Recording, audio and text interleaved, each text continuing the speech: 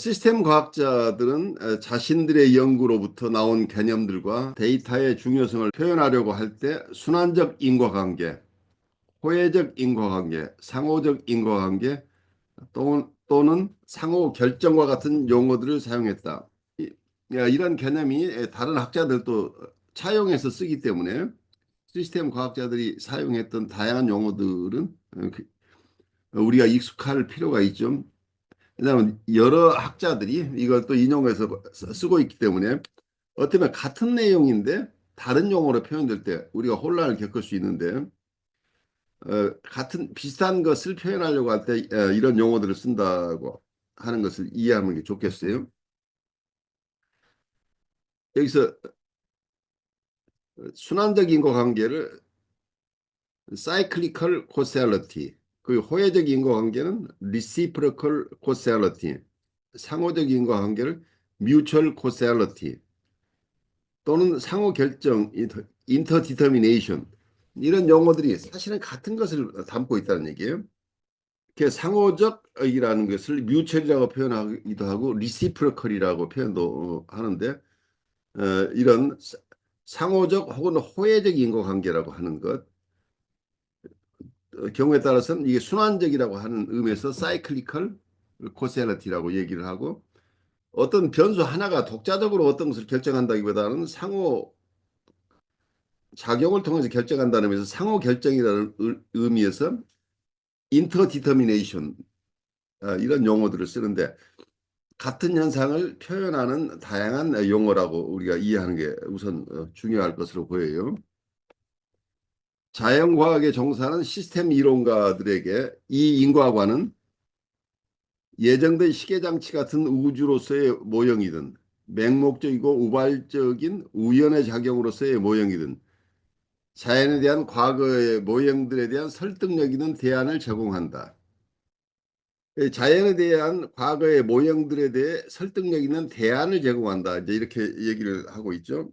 원어로 좀 보시면 to those systems theorists in the natural sciences, this causal view offers a convincing alternative to previous models of nature, either as a predetermined clockwork universe or as the blind random play of chance. 어, 여기서 중요한 얘기는 전혀 다른 것을 지금 설명하고 있는데 우리말로 번역하려면 이 말이 잘 선명하게 드러나지 않아서 영어로 제가 말씀드렸어요. 이 새로운 인과관, 상호 인과율이라고 하는 것 자체가 지금까지의 인과율과는 전혀 별개의 것이라는 얘기를 하고 있어요. 자연에 대한 과거 모형들에 대한 설득력 있는 대안을 제공한다. 대안이라고 하는 설득력 있는 대안이라고 하는 건 alternative라는 용어를 쓰고 있는데 컨빈싱 얼터너티브다. 설득력 있는 대안이라고 하는 거 그러니까 과거에는 이 우주를 이해할 때 프리디터미드 클락와이스 유니버스라는 말은 시계 만드는 사람이 시계를 하나 만들어 놨어요. 그럼 그 시계는 그 처음에 만들어진 대로 그냥 가는 거라는 얘기죠. 시계처럼 이미 누군가가 만들어 놓은 그대로 기능을 한다. 그래서 그 자체의 변화가 없는 거죠. 이미 그 안에 모든 속성이 그 속에 포함되어 있어서 그대로 발현될 뿐인 거죠. 그러니까 어떤 클락 메이커가 있다. 그래 우주를 창조한 사람이 있다고 한다면 이 우주를 창조하신 분이 만들어낸 프로그램대로 그냥 우주는 예정대로 움직여 간다. 이렇게 볼 수 있겠죠.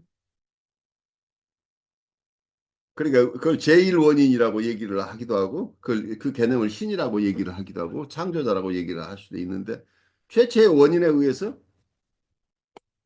이미 인과관계가 결정돼 있다고 한다면 모든 우주의 운행 자체는 이미 처음부터 결정돼 있었다.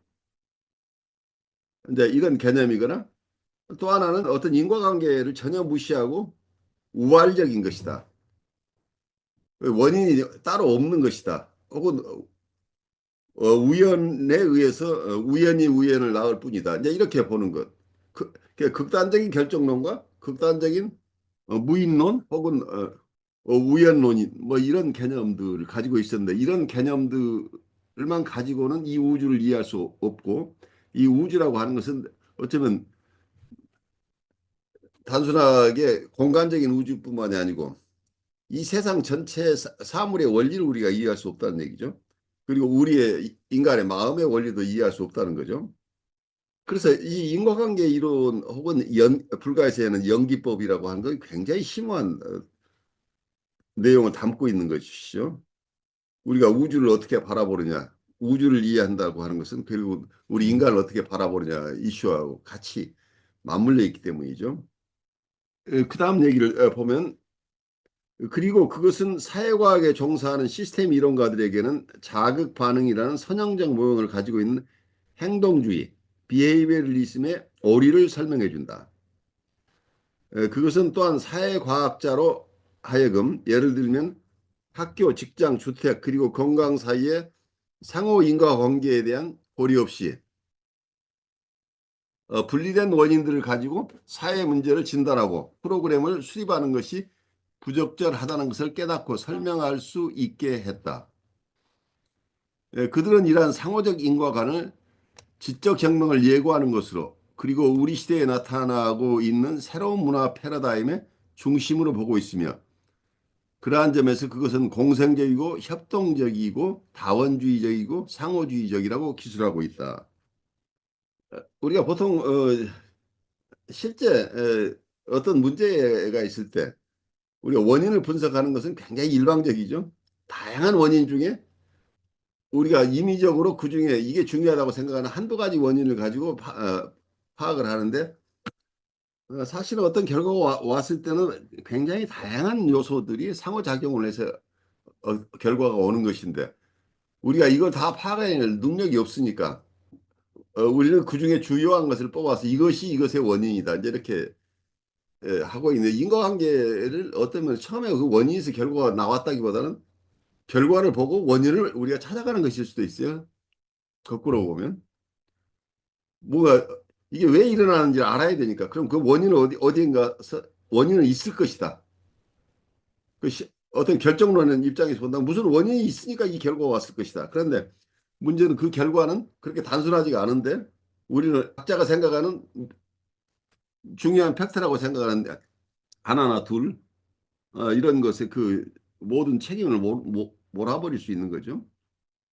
그래서 이 복잡한 우주의 현상을 우리가 심플리 이해하려고 하다 보면 선형적 인과율이 굉장히 마음에 들어요. 아, 그것 때문에 그렇게 되구나 하면 우리가 마음의 안정을 찾는데 사실은 우리가 찾은 그 해답이 맞는 해답이라고 하기는 어려운 거죠.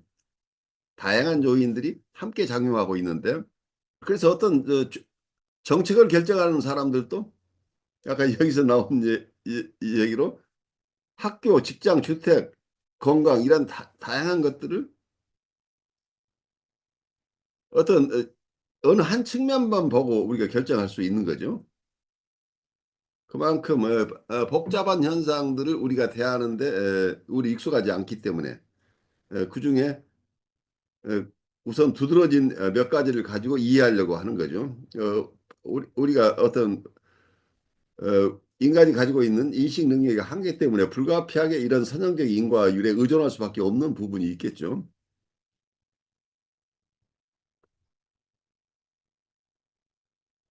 네, 여기서 새로운 문화 패러다임으로 보고 있는 것이 굉장히 중요한 얘기를 하고 있는데 우리 시대에 어떤 화두라고 할 수 있겠죠.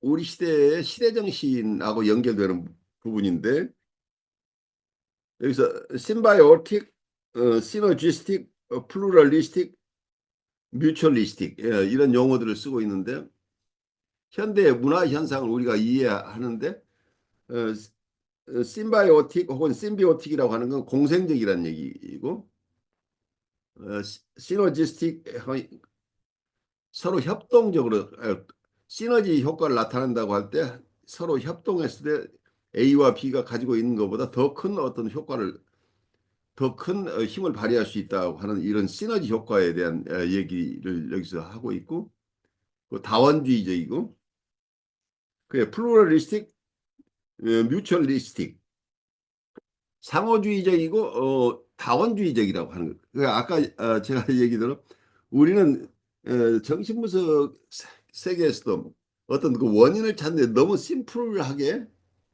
그 선형적 인과율을 적용해 온 게 아닌가 싶어요.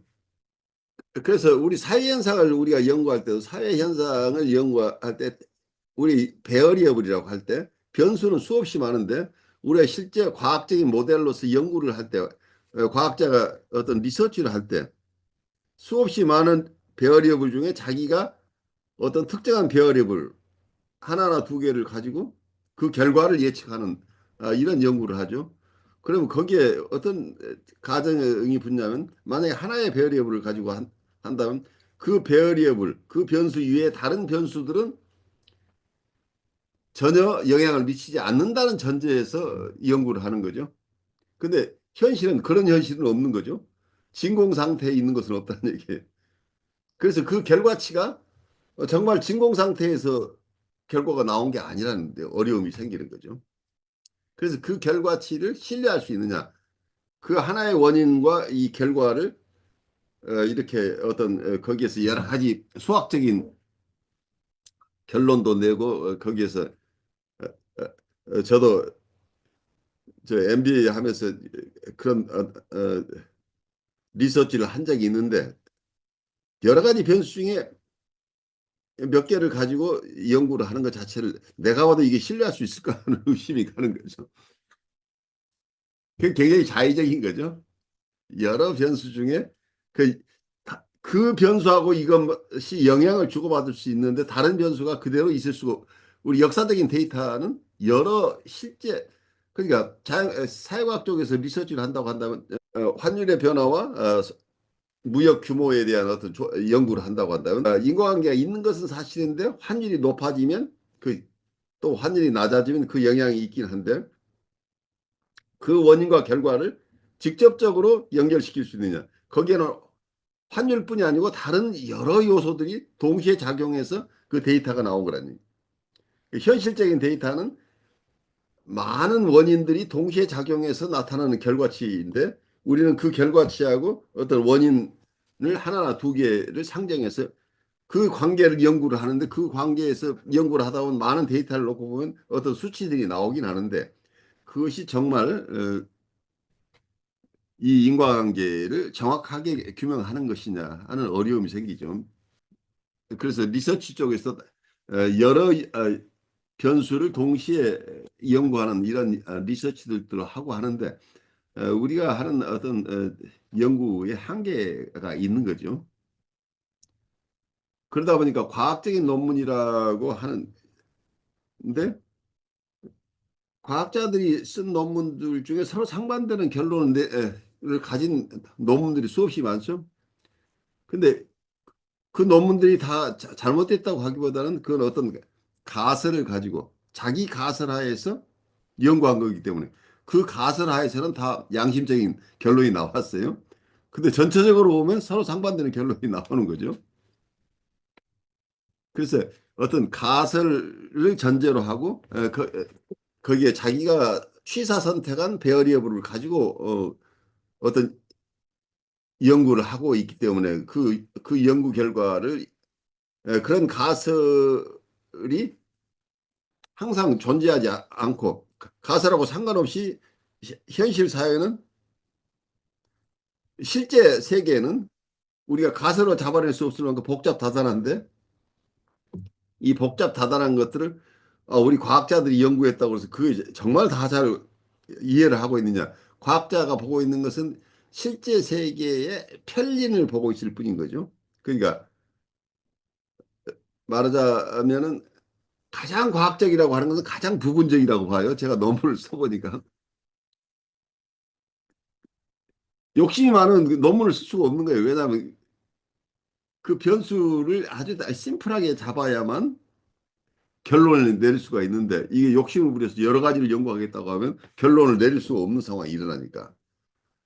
그래서 아주 스페시픽하게 아주 점점 더 과학적인 논문이라고 해서는 아주 특정 아주 세밀하게 작은 분야 연구예요. 그런데 실제 세계는 이 전체가 한꺼번에 돌아가는 우주라는 얘기죠.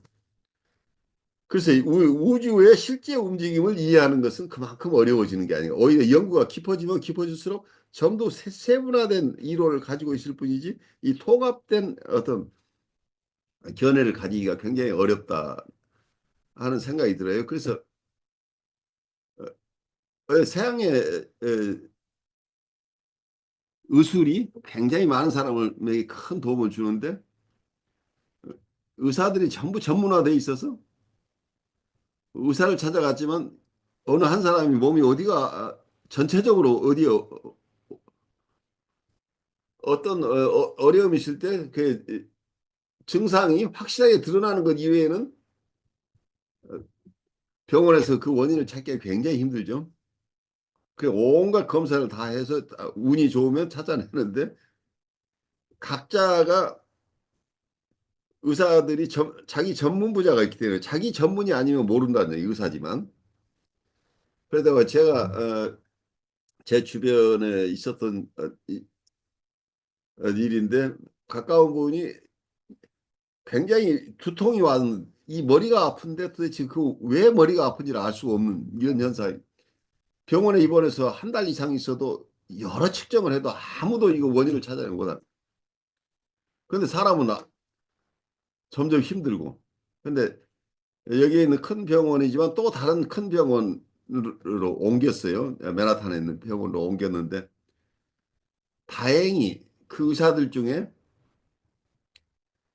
자기가 그런 증상을 가진 분을 치- 치료한 경험이 있는 의사를 만난 거예요. 근데 그 원인을 찾아보니까 결국 기생충 감염. 근데 미국에서 기생충 감염이라는 생각을 할 의사가 없다는 얘기예요. 근데 해외여행 하다가 기생충에 감염됐는데 그게 뇌에까지 영향을 미쳤을 가능성이 있는 거예요. 그러니까 그게 기생충일 것이라는 가설이 만들어지니까 치료는 일주일도 안 돼서 끝나는 거예요. 그 원인을 찾았으니까. 근데 대부분 그걸 알 수가 없다는 얘기예요. 그러니까 운이 좋은 경우는 발견이 되지만 그렇지 않으면 발견할 수가 없는 거죠.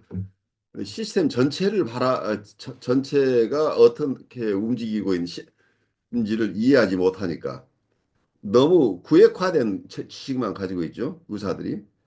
그래서 불가피해요. 이게 전문화를 하려고 보니까. 근데 그 점에서는 어, 홀리스틱하게 인체를 전체적으로 인간을 전체적으로 이해하려고 하는 동양 쪽의 한의학이 기여할 바가 굉장히 큰 것으로 보여요. 그러니까 동양 것만 가지고 되지는 않아요. 전문적으로 구체적으로 증상이 드러난 것들은 이제 외과적인 시술이나 이런 것들이 큰 도움을 받긴 하는데 뭐라고 할까요? 특히 심리적인 것과 연결되는 신체화 현상이랄지 이런 것들은 일반 의사들이 다룰 수 없는 부분들은 어, 우리의 몸 전체와 바디와 마음 전체를 잘 이해하려고 하는 어떤 한의학 쪽의 연구가 큰 도움을 줄 수도 있겠다 하는 생각을 해봐요.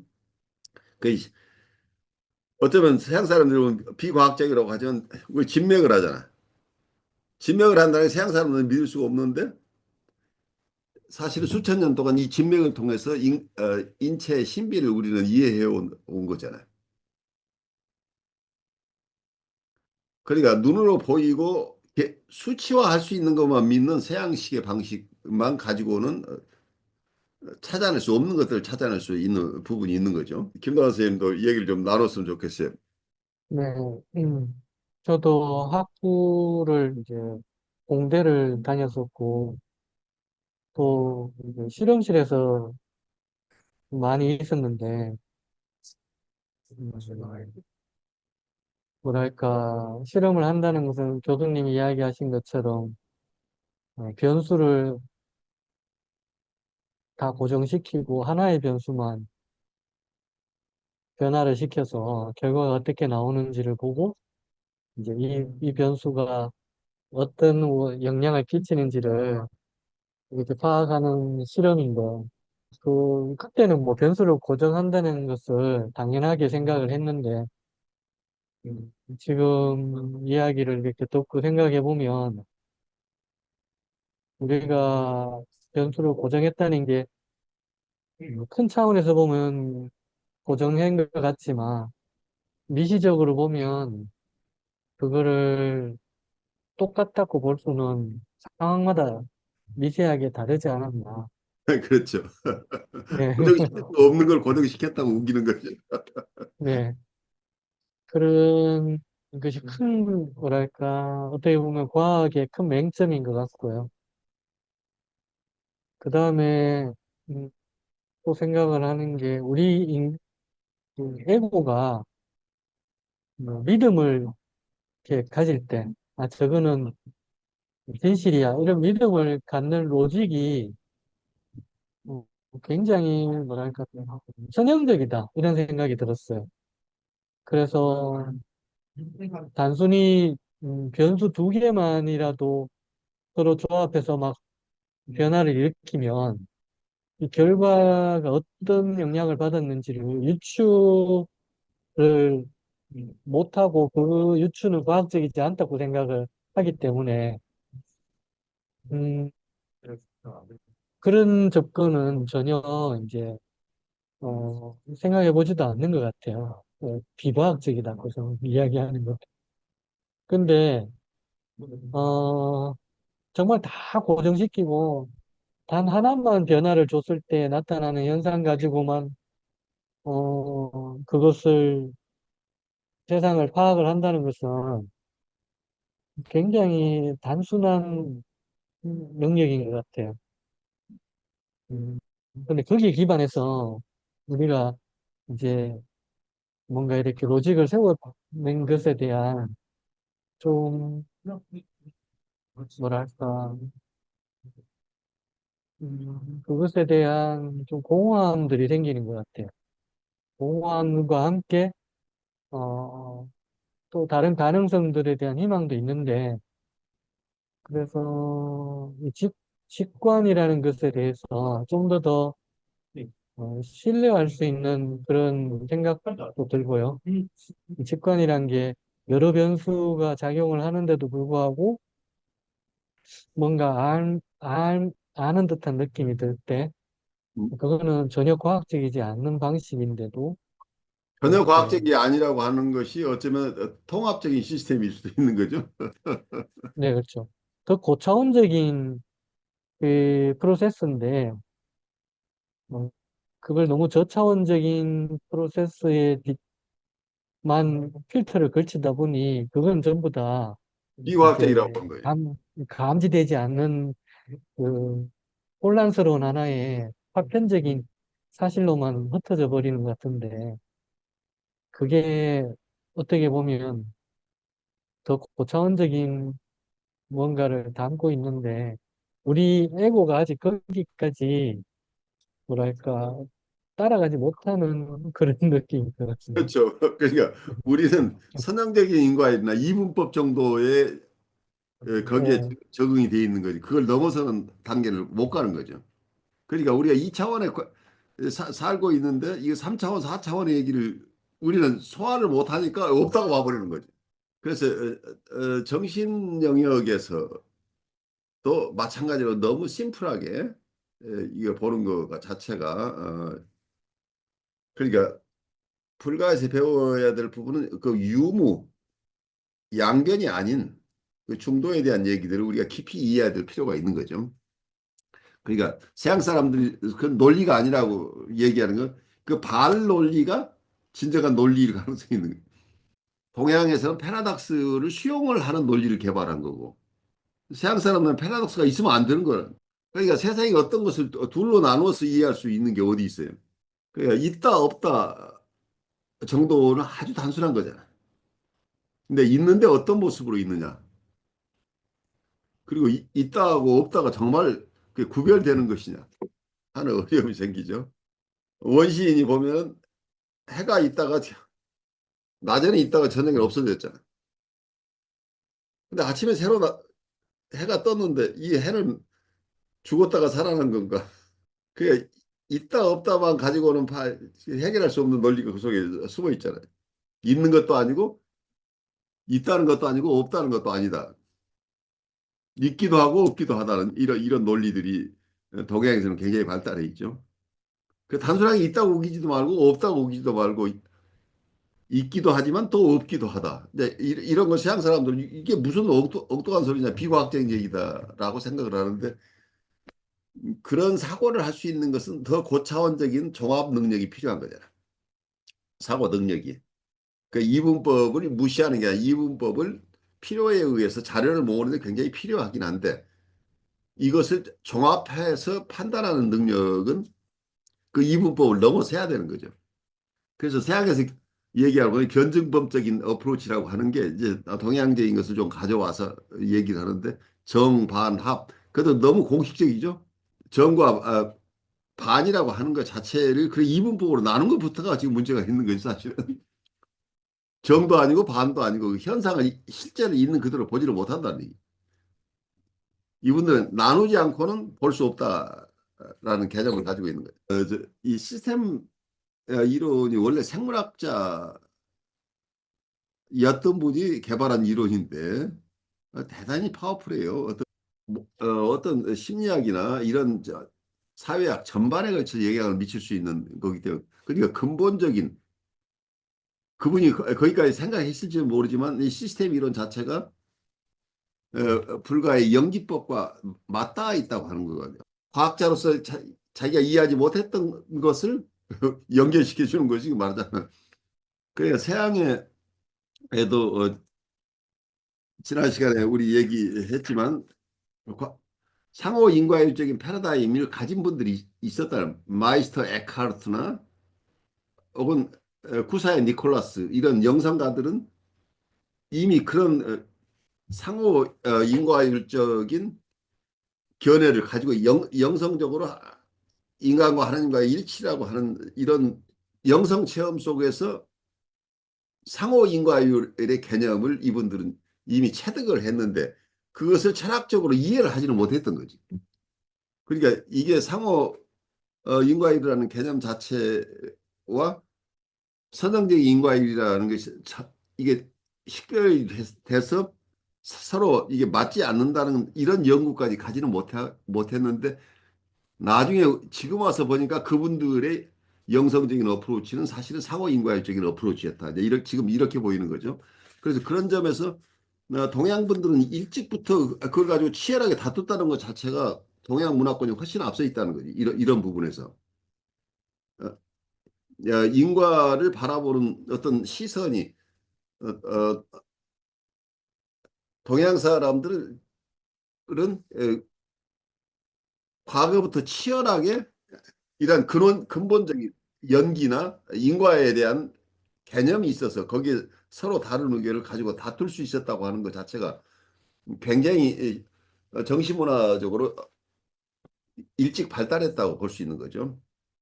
그래서 동양에 우리가 지금 잘 이해하지 못하고 있지만 태극이나 무국이나 하는 이 동양 쪽의 이론 그러니까 서양 사람들이 인도 얘기는 많이 하는데 중국 얘기나 우리 한국 얘기를 할 수는 없어요. 그 사람들은 잘 모르니까. 근데 우리가 지금 잘 이해하지 못하고 있지만 우리 한국의 어떤 영성 라인이나 철학 라인 우리가 잘 이해하지 못하고 있는 부분 그리고 중국 사람들이 가지고 있었던 여러 제자 백가의 사상 속에 숨겨져 있었던 것들 이런 여러 어프로치들은 서양의 선형적 인과를 훨씬 넘어서는 그런 큰 시야를 가지고 있지 않았을까 하는 생각을 하게 돼요. 그래서 그런 점에서 우리가 서양의 정신분석학을 공부하고 있지만 동양의 전통적으로 말하자면 2500년 이전부터 그 이전부터 일 가능성도 훨씬 높죠.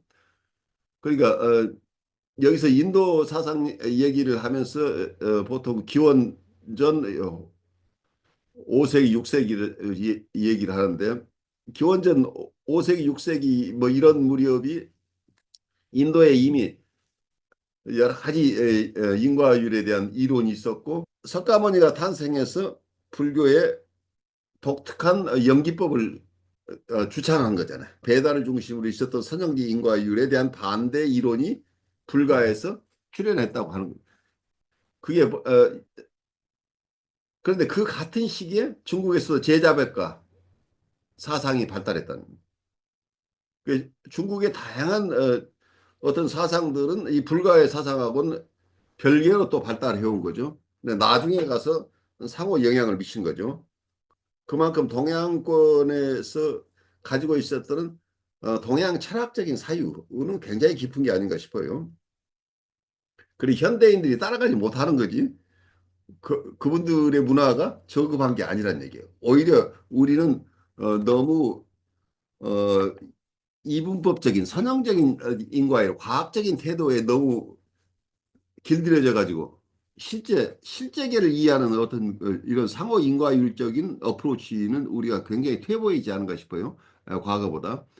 그리고 우리나라에서 성리학 같은 게 굉장히 발달했잖아요. 한국의 과거 제도가 천년을 이어온 과거 제도가 있잖아요. 그러니까 공무원을 뽑는데 공무원 임용 시험을 천년씩 이렇게 해온 나라가 아마 없을 거예요, 세계에. 고급 공무원 임용 시험이 과거 시험인데 과거 시험에서 가장 중요한 뭐라고 할까요? 시험 과목 자체가 지금으로 보면 철학이에요. 우주론이에요. 그 제가 그 이율곡의 이율곡이 과거 시험에서 썼던 글을 읽어본 적이 있어요. 과거 시험에 제출했던 그 문장이었던 것 같은데 그걸 잠깐 들여다볼 기회가 있었는데 그때 이건 요즘 같은 무슨 실용적인 거 학문이 아니고 그건 철학이고 우주론이에요. 인생관, 우주관. 그- 그만큼 옛날에 고급 공무원 자질을 뽑을 때 인성, 우주에 대한 이해, 인간에 대한 이해 이런 것을 중심으로 이 동양 사람들은 훈련을 해온 거죠. 그러니까 지금 의대 법대를 최고로 치는데 과거에 과거 시험을 치르던 어떤 이조 시대의 개념으로 치면 그건 중인들이 치는 거라니. 중인 계급에게는 중인들은 법률도 공부하고 의술도 공부하지만 이건 양반들은 그런 거 공부하는 게 아니고 철학을 공부했던 거죠. 그래서 어쩌면 이제 공리공론이라고 하지만 정신 문화가 굉장히 발달했다고 볼 수 있는 거예요. 동양권에서는. 이제 그것을 우리가 지금 쫓아가지 못해서 그걸 잘 이해하지 못하는 부분이 있는 거죠.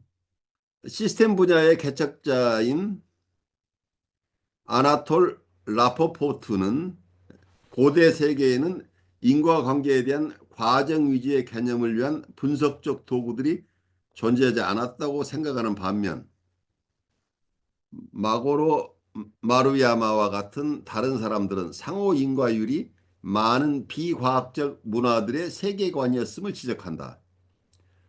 사실상 마루야마는 그러한 세계관이 여타의 세계에서 그리고 전 역사를 통해 인간 사고의 대부분을 특징지어 왔으며 이제는 현대의 서양이 시대에 뒤떨어진 선형적 견해를 폐기하고 다른 세계를 뒤따라 잡아야 할 때라고 제안한다.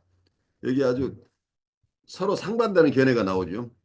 그 서양 위주의 선형적 인과율 중심으로 살아왔던 분들하고 다른 문화권에서는 이런 선형적 인과율을 그렇게 중요하게 생각하지 않았다는 얘기예요.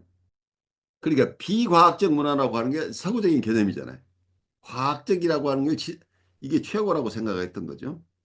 근데 과학이라는 게 사실은 가설을 중심으로 하는 거, 가, 과학적인 어떤 조사라고 하는 것은 어떤 가설을 중심으로 해서 세상을 그래도 가장 적절하게 설명해낼 수 있는 이론을 추출하는 것인데 에, 그거 자체가 절대 진리가 아니라는 것을 우리가 이해를 해야 되는 거죠. 그래서 너무 선형적인 인과율에 매여 있었던 서구의 세계에서 이 복잡한 사회 현상들을 다 이해하기 위해서는